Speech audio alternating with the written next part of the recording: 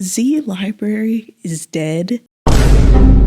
It is 70 degrees in November. Bruh. One time when I was in the 10th grade, I came home from school and my mom was like, "Are you doing that?" And I was like, "Doing what?" And she pointed to the TV, and on the news they were saying teenagers in my area were soaking tampons in alcohol and shoving it up their butts to get drunker faster, but the only thing they were getting faster was alcohol poisoning. Is an instrument? All of this is something I blame on the government.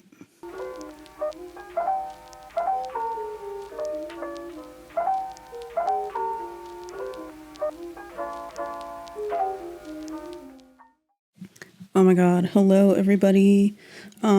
If you're new here, welcome. If you're not new, welcome back. I know I dropped off the face of the earth. Sorry, I've been gone. I haven't stopped thinking about you guys. I haven't stopped writing down ideas for videos. But today I am just,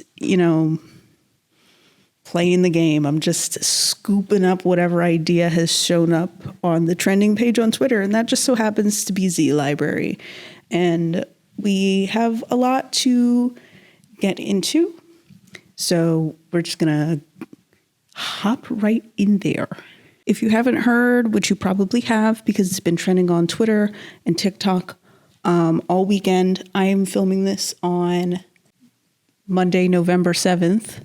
And this all happened on Friday the 4th. ZLibrary is now gone. And all of its connected domains are now gone. Rest in peace to all the soldiers that died in the service. I died in her service. They were seized by the government, by the FBI.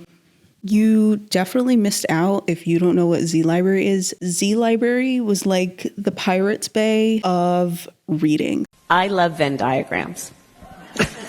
Any books, textbooks, scholarly articles and journals, leisure books. You could find that on ZLibrary as a pirated version. Initially, Pirates Bay was a free service, but eventually when they started to gain more traction, they started charging people a small monthly fee just to help maintain the website and so that people could access unlimited downloads. Free or not, it was an invaluable source for college students. It was an invaluable source for people from countries under dictatorships because they could access higher educational materials that may not be available in their country. They could access restricted genres of books. They could get that stuff and enjoy that stuff and be, included in these communities, which they otherwise wouldn't have been able to. Publishers worldwide have complained about ZLibrary in the past. This is not like a new thing to come about. ZLibrary's actually been around since about 2008 or 2009. I don't want to say more recently, but it's been more prevalent of a complaint from the Writers Guild, which is an American organization that advocates for free speech and, is against copyright infringement for writers and authors. A group in France even more recently did a huge online restriction and ban of accessing ZLibrary and its connected domains. Once something is on the internet, you can't take it off, but completely restricting that takes a lot of governmental processes. So this is an actual issue that people did not want people within their country, and they did not advocate for people using this website. And I think the funniest thing about this, funny, sad, annoying, the most annoying thing about this is that it wasn't the complaints from the Writers Guild that caught the attention of the FBI. It was a viral TikTok. A viral TikTok from a Colleen Hoover fan. A viral TikTok from a Colleen Hoover fan showing them going onto ZLibrary and going through the process of downloading this Colleen Hoover book for them to read.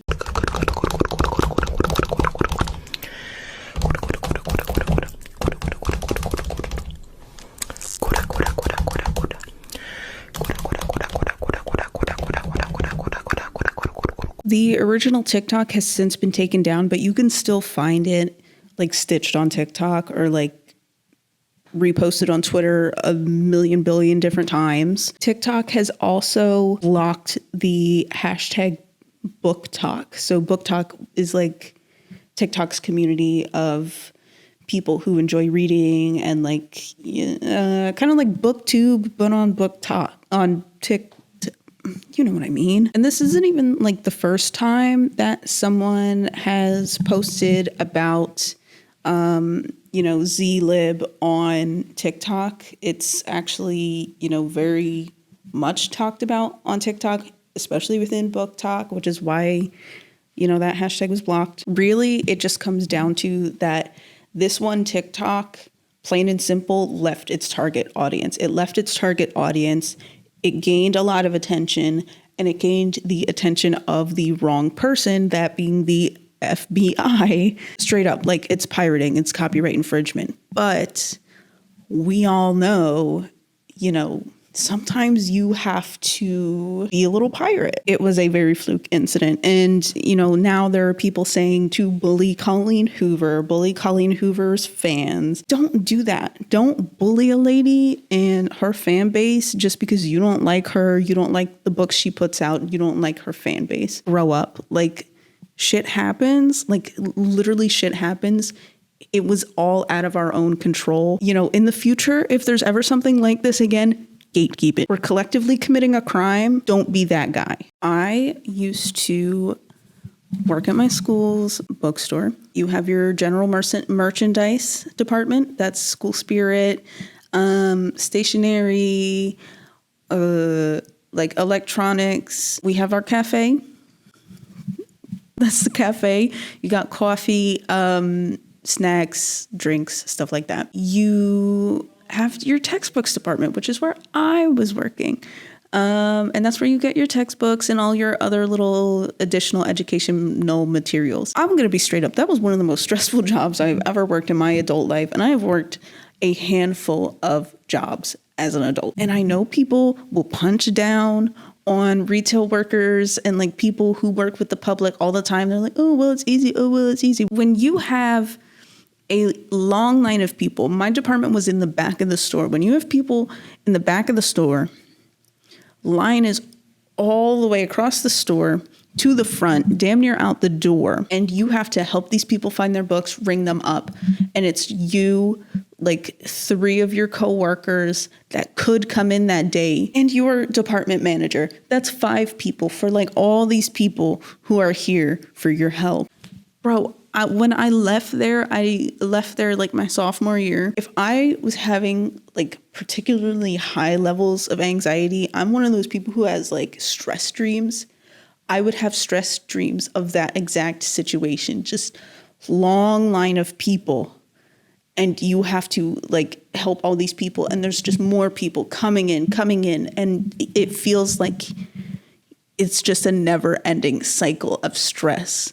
So my point is I have a level of knowledge that could be applied here because I did more than just sell textbooks. We did have to do like data entry and stuff like that. And you sometimes have to contact publishers. I'm going to fill you in on some facts real quick. I'm going to be honest, the whiteboard is the only reason I decided to like film this after I got done with class, because I only have like the little whiteboards at home and I don't feel like it would have been as effective as this. Okay, so these are some facts that I have collected throughout the internet, and also some of them I was kind of vaguely aware of when I was working at the bookstore. Let's just start off with some of the basics. So the textbook industry is almost a $20 billion market. And out of this $20 billion market, 80% of it is controlled by 5 publishers. And those 5 publishers are Pearson, Cengage, Wiley, McGraw-Hill, and Scholastic. Yes, the people who brought you your nostalgic book fair, they are gouging you for money even now. The average U.S. college student will spend $500 to $1,500 $1,500 on books annually. The U.S. Bureau of Labor Statistics, they say textbook prices have gone up 800% since 1978. That is way beyond, adjusting for inflation. From 2002 to 2012, costs of textbooks have gone up 82%. From 2008 to 2018, overall, the costs of textbooks have gone up 67%. So the National Association of College Stores, which I didn't even know was a thing before I researched this, but if you can think it, it's probably a thing. Out of every $1 spent on a textbook, 77 cents goes back to the publisher. Publishers make 18% of pure profit. Writers, who are usually university professors who put in the blood, sweat, and tears for this book to be a book and have its information in it, they take home about 12 cents. About 12 cents to every dollar of that $200 textbook. I'm not a math person, so I'm not going to do the math on that because it's probably going to be wrong. But that's not enough. That's not enough. All of these numbers do not include profit from bookstores. Bookstores will usually make most of their money from the sale and rentals of used books, where they are allowed to keep the difference. So bookstores will usually make their money from, people selling back their textbooks so that they can resell it back.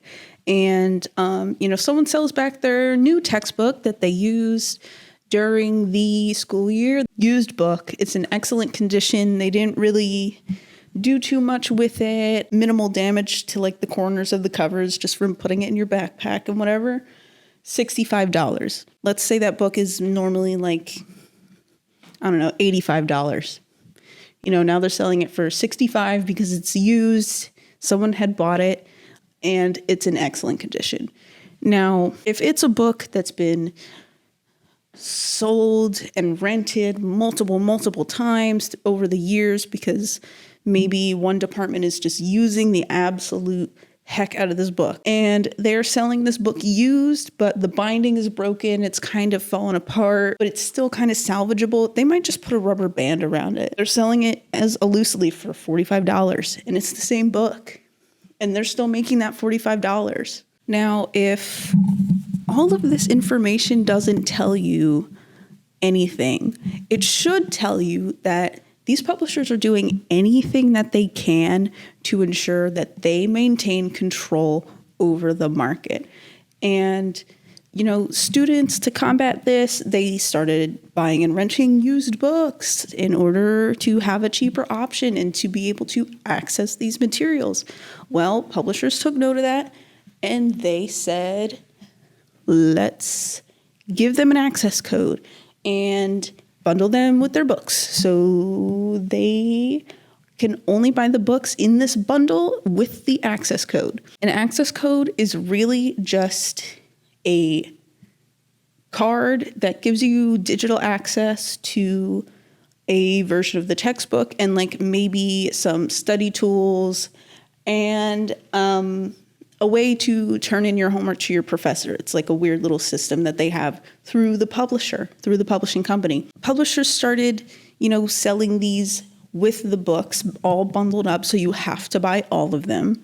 Or they would sell the book and then you have to buy the access code as well. Or else the book is essentially useless because maybe then you don't have certain things that your teacher is assigning to you because you don't have access to that portal of whatever through the publisher to turn in your homework. Access codes are basically just cardstock with numbers on them. And the most egregious thing that I have seen with access codes, it was for my school's nursing program. It was these 2 access codes that were for something. I don't know anyone who's a nursing major, and I'm not a nursing major. It was these 2 access codes that you had to buy separately from the book. They were in these little cases, if you were to buy an Xbox game or a Switch game. Inside, it was just a little business card sized piece of cardstock with the code printed on it. And do you know how much that cost? I'll give you time to guess. Do you have your guess in? Do you have your guess? Okay.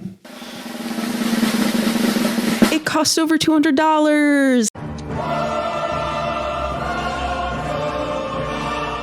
Over $200 when they already had to buy a separate bundle of books. And these access codes, they usually expire. They usually expire by the end of the semester. So it renders the access code useless and it renders the book useless. A lot of times if your bookstore allows you to sell back the book without the access code, they will sell the access code separately. So you have to buy the book, buy the used book, and then buy the access code separate. I have some new facts on the board from you. This comes from a study that interviewed college students about their experience with, buying textbooks and being able to afford college required text materials and stuff like that. 67% skipped buying their textbooks because of rising prices and access codes. 40% earned a bad grade in their course because they couldn't afford the required text, and 20% failed the course because they could not afford the required text. And I want those numbers to sit in because a lot of people go to college in the US. Just imagine how much bigger this number is outside of this study. That's what I want you to think about. I'm just going to tell y'all about my experience. I've actually experienced all three of them. And I was working at the bookstore. I was working where they sold the books. I got an employee discount. I got an employee discount on everything in the store, but it wasn't enough in order to afford my books.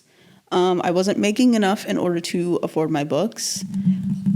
I even went to the school. I talked to my professor about it, and she was like, I think you need to go to the academic dean. So I went to the academic dean. So long story short of fighting with them, I ended up, failing the course. It was Spanish, and the book came with an access code, and that's why it was so damn expensive, and I couldn't afford it. I failed the class, and my teacher told me at the end of the semester that she felt bad that she had to fail me. That is ridiculous. And I wasn't even the first person in that class who had that issue. And I wasn't the first person that I had met that entire year who had that issue because they were having that issue with other courses. Another thing that was brought to my attention by my manager when I was working at the store that definitely poses a barrier for students accessing, buying their books and stuff like that.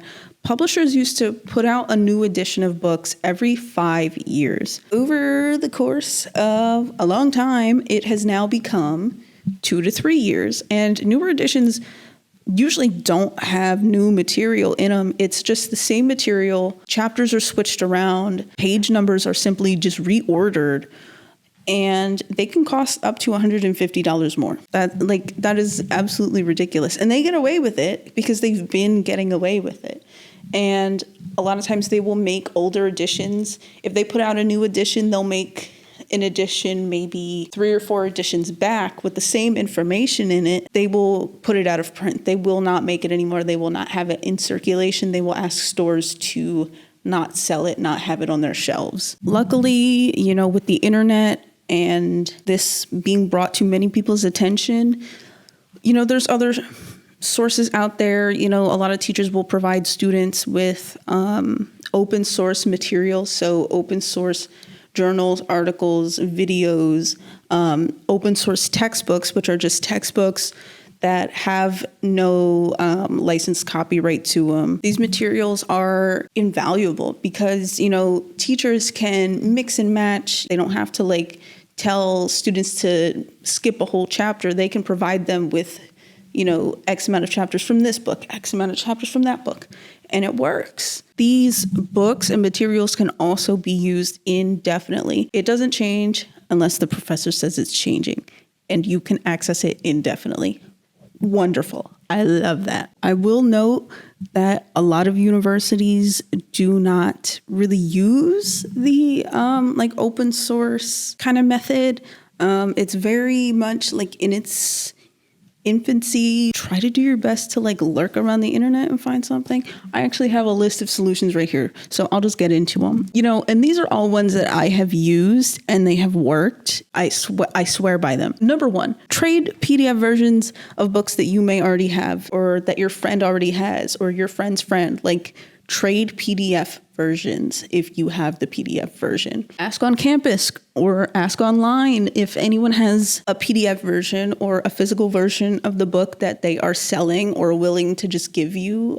People do this all the time on my campus. They're like, hey, does anyone have this book?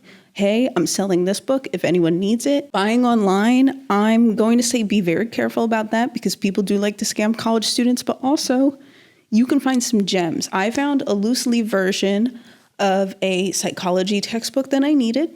I found it on eBay for $20, free shipping. That was a godsend because it was during the pandemic. Ask a professor if an older version is acceptable. Some professors are very flexible and very understanding. Sometimes in the syllabus, they'll say like no older versions, whatever. Use office hours to your advantage. Talk to them after class. Sometimes they're very understanding. Sometimes they're not. And you just kind of have to go with the flow.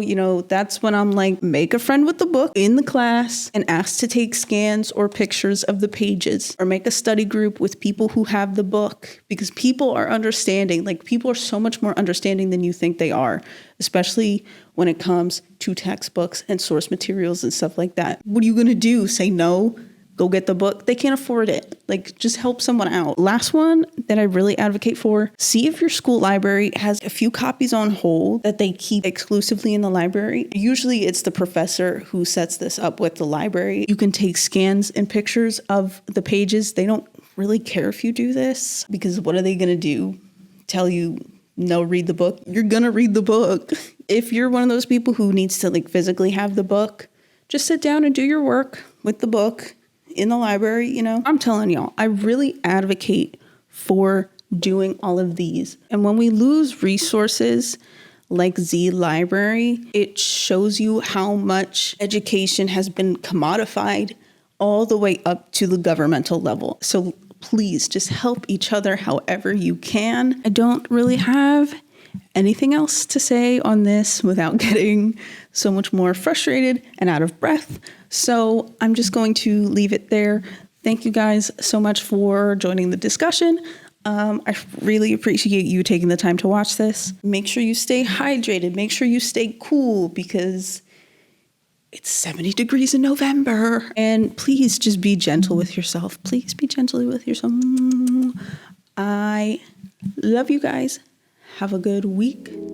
Bye-bye.